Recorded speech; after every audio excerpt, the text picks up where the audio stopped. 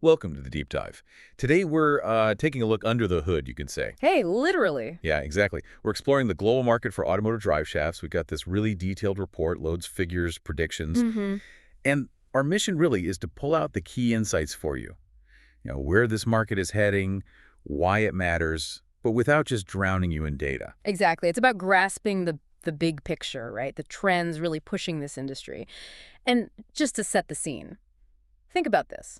In 2025, the global market for these drive shafts is projected at a huge USD 84.6 billion. Wow, 84.6 billion. That's massive. That really sets the stage for some pretty big shifts ahead. For sure. And what's driving that? What's fueling such a big market? The report flags one key thing: more and more demand for fuel-efficient vehicles. That's a big one. Okay, so let's dive into the overall growth then. What sort of expansion are we actually looking at? Well, what's really interesting is the predicted climb. It's pretty steady. Yeah. By 2033, the forecast puts the market at USD 146.5 billion.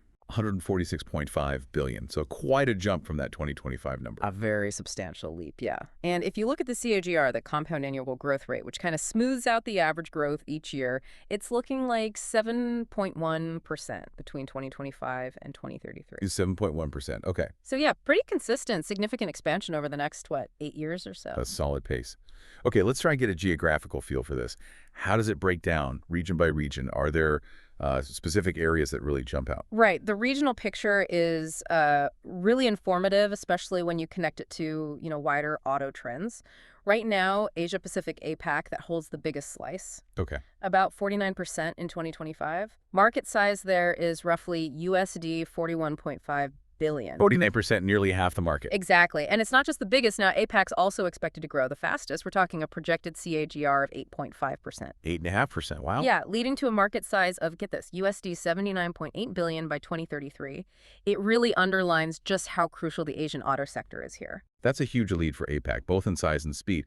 What about the more established markets? Europe, North America. Sure. So Europe comes in second. They account for just over 22% of global revenue. Market size there is USD 18.6 billion in 2025.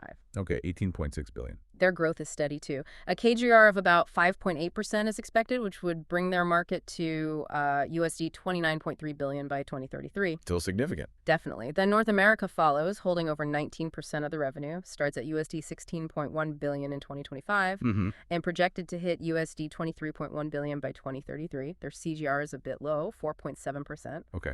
And it's interesting, within North America, the U.S. is, dominant. USD 12.7 billion market in 2025, 4.5% CAGR.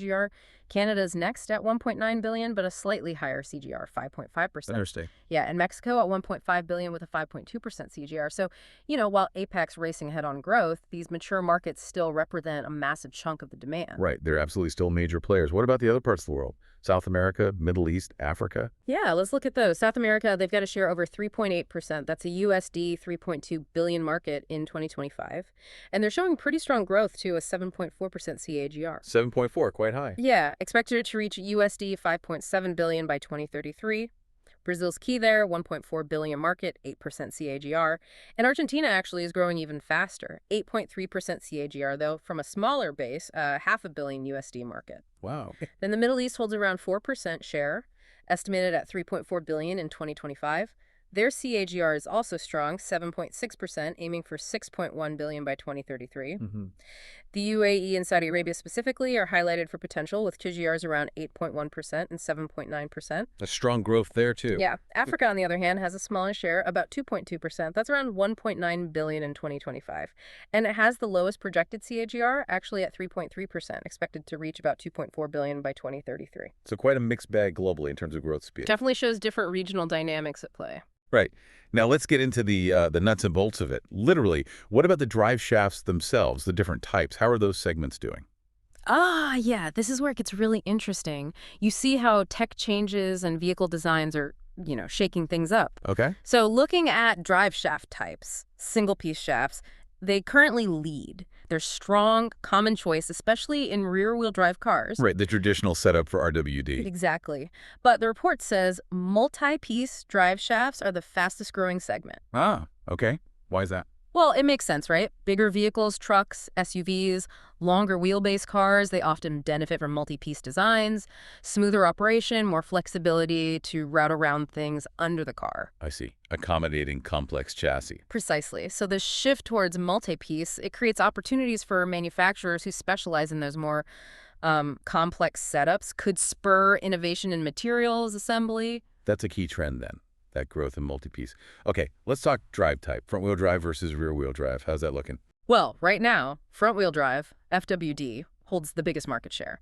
That lines up with just the sheer number of FWD passenger cars globally.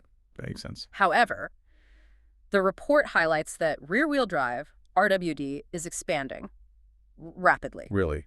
Why the resurgence? It could be heavily linked to EVs. Certain electric vehicle platforms, especially performance-oriented ones, seem to favor RWD layouts. For handling, weight distribution, that instant torque feel. The driving dynamics argument for EVs. Exactly. Manufacturers are targeting that engaging feel. And we see it in the market, right? Like Alfa Romeo's new electric Junior, that's FWD. But Mini's upcoming EVs on the new BMW platform, they're shifting to RWD or all-wheel drive. So those EV platform decisions directly impact drive shaft demand. Absolutely. It's throwing a bit of a curveball into the traditional FWD dominance. Okay, so EV architecture is a major factor. What about the drive system? Two-wheel drive versus four-wheel or all-wheel drive? Four-wheel drive currently has the largest market share. Again, kind of makes sense. Traction, stability, think SUVs, trucks, bad weather. Yeah, still very popular. Very. But surprisingly, perhaps, the two-wheel drive segment is expected to be the fastest growing. Two-wheel drive. Faster growing than four-wheel? How come? Well, think about innovation, especially in EVs. Look at Rivian. They introduced that dual-motor two-wheel drive powertrain for their R1T pickup. Oh, right. I remember that. It shows how makers are finding clever ways to get great performance and efficiency from 2WD, maybe using electric motors differently than old internal combustion engines. Interesting. So EV tech is even changing the game for how many wheels get driven. Okay, let's shift to materials.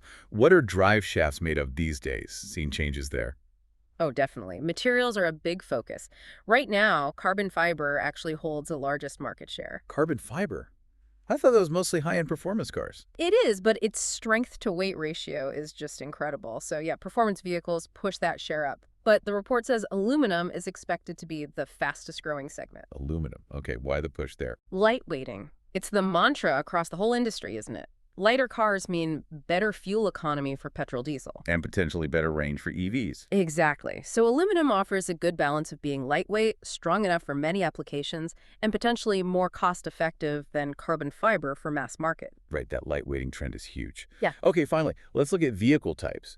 Passenger cars, commercial vehicles, EVs. What are the dynamics there? Unsurprisingly, passenger vehicles, they represent the biggest slice of the drive shaft market right now, just sheer volume. Sure. But guess what the fastest growing segment is projected to be? Let me guess. Electric vehicles. You got it, the EV segment. And this has major knock-on effects for drive shafts. How so? Besides the RWD trend we mentioned. Well, some EV designs, particularly simpler front-wheel drive ones, might actually reduce the need for a traditional long drive shaft, or even eliminate it in some architectures where the motor is right at the wheels or integrated into the axle. So the EV boom could, in some cases, actually reduce demand for certain types of shafts. Potentially, yeah. For certain configurations, it's complex. But overall, EV growth is still driving the market because of the sheer volume increase in vehicles needing some kind of power transmission. Plus, governments are pushing EVs hard. Think about, say, India's latest budget removing import duties on EV battery parts, funding charging infrastructure. It all fuels that EV segment growth. So the rise of EVs is just this massive catalyst shaking up all these segments we've talked about. Yeah. Okay. Stepping back a bit, what are the main forces really at play here? The big drivers? Any roadblocks? Yeah. The report sums it up nicely.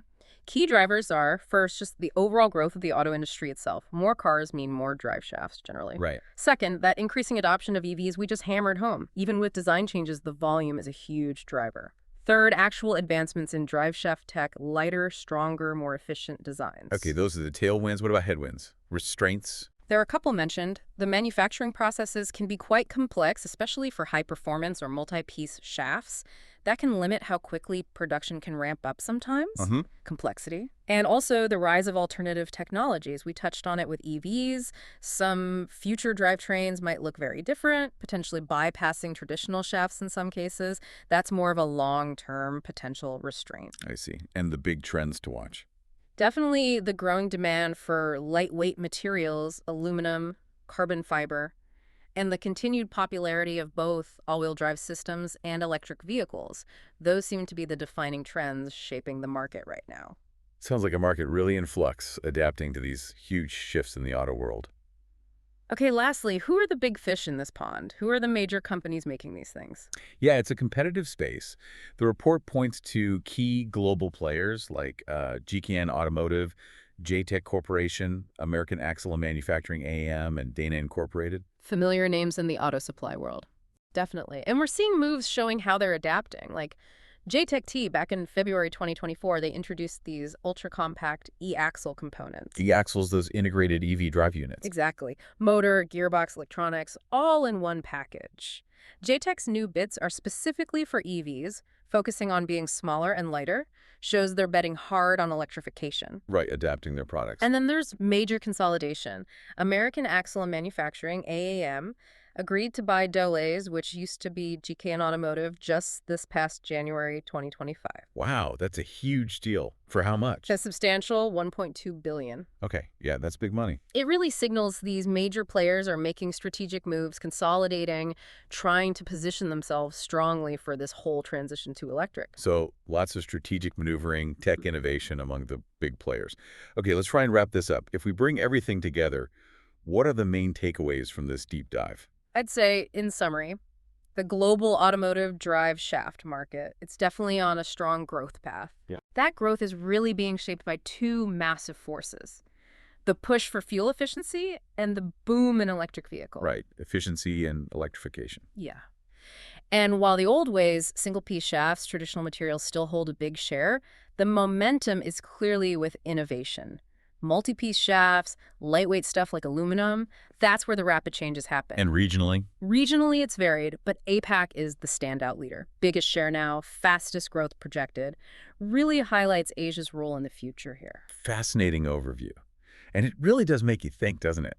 With EV tech moving so fast and preferences shifting for RWD, AWD, even potentially integrated motor systems, what does a drive shaft even look like in the future? Does the whole concept change? Exactly. How fundamental is it going to remain? Yeah. This market, it seems so basic, so fundamental, but it's clearly in a period of really dynamic change.